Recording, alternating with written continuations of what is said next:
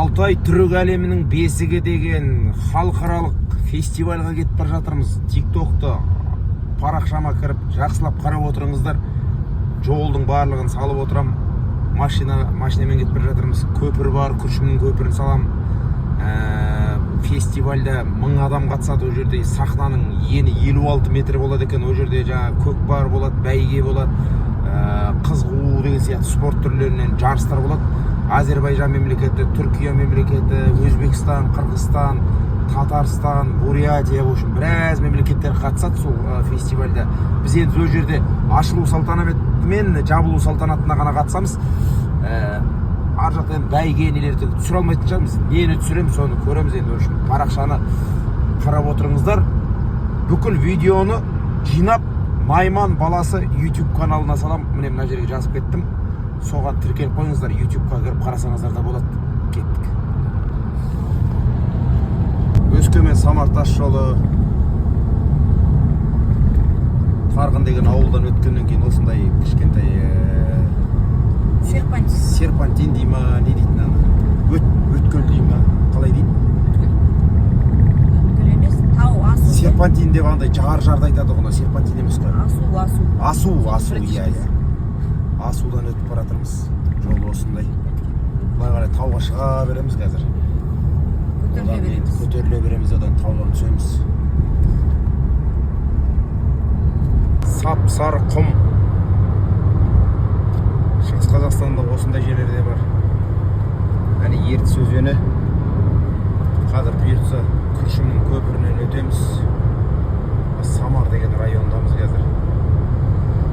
Бұл көпірдің енді тарихы. Көпір салынбай тұрып қаншама қыста біз Ертістің үстімен мәшинелер өтеміз деп қанша мәшине суға кеткен болатын. Сол көпірден өтеміз қазір. Ең ұзын көпір Қазақстандағы. Бұл жерде Майра апайымыз, артта қыздарымыз отыр. Альбина, Зинаида. Келе жатырмыз. Қандай күшіне құмия қараш, таза құм. Тап-таза сап-сары құм міне. Мынада жүрсе. Керемет. Енді шығыстың табиғаты таумен де, көлмен де, немене? Құммен де, бәрімен таңғалдырады ғой біздің. Қатонқарағайға бара жатырмыз. Маған айттым ғой.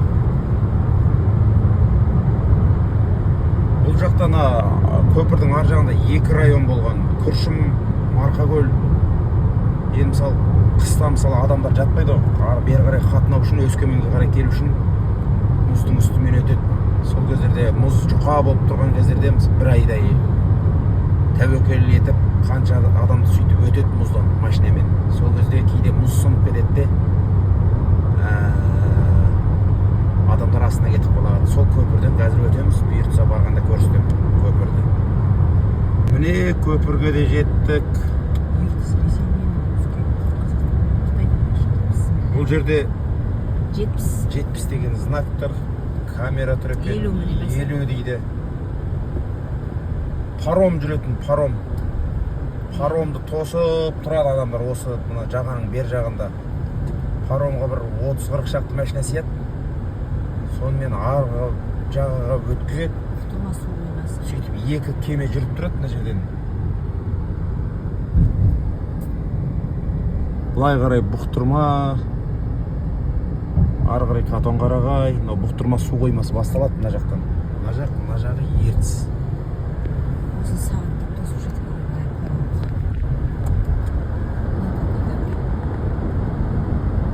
Осындай ұзын Қазақстандағы ең ұзын көпірден өтіп бара жатырмыз. Халық енді Шығыс Қазақстанның халқы қуанып жатыр бұл көпірге. Қанша уақыт ана жерде келесінде тұрасың, паромды тосып. Ол паром кешке жақын сағат 6-ға дейін нешеге дейін жүруші еді? 9-ға дейін, 10-ға дейін жүреді. 9-10-ға дейін жүреді. 9-10-ға дейін үлгересің, одан кейін қалып қаласың. Кейде паром бұзылып қалады судың ішінде, ортасында. Иә, ондай да бар. Айтып беріңіз, Майра апай. Судың ішінде паром тоқтап қалады. Осы паромды 4 сағат, 5 сағаттап тосатынбыз. Енді машинадардың санында шек жоқ қой. Ол кезде ойбой. Күршімнен бастап былай тұрады ғой. Қазір жақсы болды міне. 5 минутқа толмай өтіп кеттік. Рахмет айтамыз деріңіз. Рахмет осындай үлкен көпір салып бергеніне халық қуанып жатыр. Қыстың байлығы мінекей үлкен бұқтырма су қоймасы Ертіс өзені жағалауында кетіп бара жатырмыз. Мынаны енді камера бере алмайды. Қанша көрсетсең де керемет сұлулық.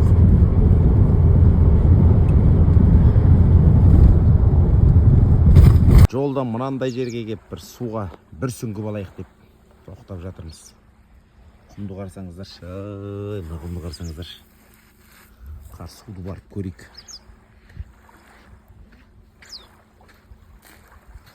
Найман баласы YouTube каналыма жазылып қойыңыздар. Полный осы жаққа барған жолдың барлығын YouTube каналдан көресіздер. Су жып-жылы екен. Керемет жып-жылы.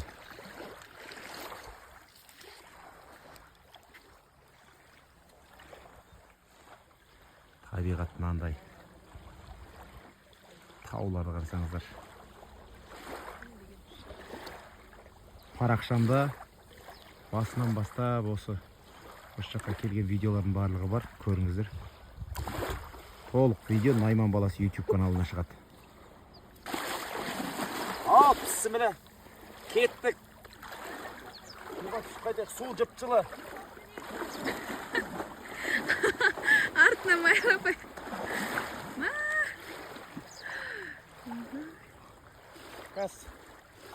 Керемет. Рахмет болды. Міне табиғатты қараңыздар.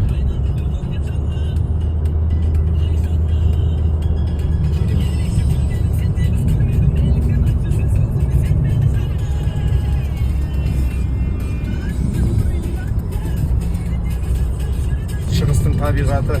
Келе жатырмыз жолдың мына жағын қарасаңыздаршы. Міне мынандай сұлулық деген міне мына қараңыздаршы қашты тауды. Ортасын жарып өтеміз қазір ар жағында. Өткенде Ертіс өзені көріне ме екен, көрінбей ме екен. Енді Ертіс өзені болғанда бұқтырма су қоймасы Ертісті тоқтатып жасап қойған әне көрінеді екен. Бұқтырма. Осындай керемет табиғатпен келе жатырмыз Қатон-Қарағайдың жолына. Настроениеға қалай, Майра апай? Күшті мынандай жерде қалай настроение жаман болсын. Қазір бұрыс күшті болады. Ал енді көріңіздер.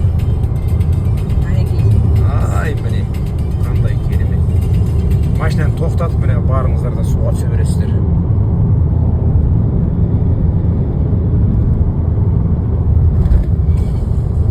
Көн нарын. Бұл аудан орталығы е бұл? Нарын дейді. Үлкен нарын деп қазір қазақша жазылып тұр. Қатон-Қарағайға келдік. Міне осындай мынандай бір неге келдік енді. Жатып демалатын қонақ үй дей ма? Қалыңыз қалай, Ербол аға? Шүкір Құдай деп, өзің қалайсың? Ербол аға, тағы хит болайын деп отырсыз. Міне біздің жігіттер нардыға кіріс кетті уже. Енді мына жердегі Қатон-Қарағайдағы түрік әлемінің жаңағы фестивалі болады ғой. Бұл көкпар дедік, жаңа бәйге, неше түрлі жарыстар. Қатысушылардың өзі 1000 адам қатысады. Біз енді сол ашылу мен жабылу салтанатына қатысамыз. Бағана басында айтып кеттім. Видеоның барлығын Найман баласы YouTube каналдан толық көре аласыздар. Мына жерге жазып кетем астына. Келіп тоқтағанымыз осындай кішкентай бөлме екен. Мынандай терезе. Шыға берсіз былай. Мына жақ тау міне. Осындай кішкентай бөлме. Мына жақта туалеті, жуынатын жері. Қарлығаш ұя салып қойыпты мына жерге. Айбаттап отырып. Мына жақтан кіріп, ұшып кіріп салған ау.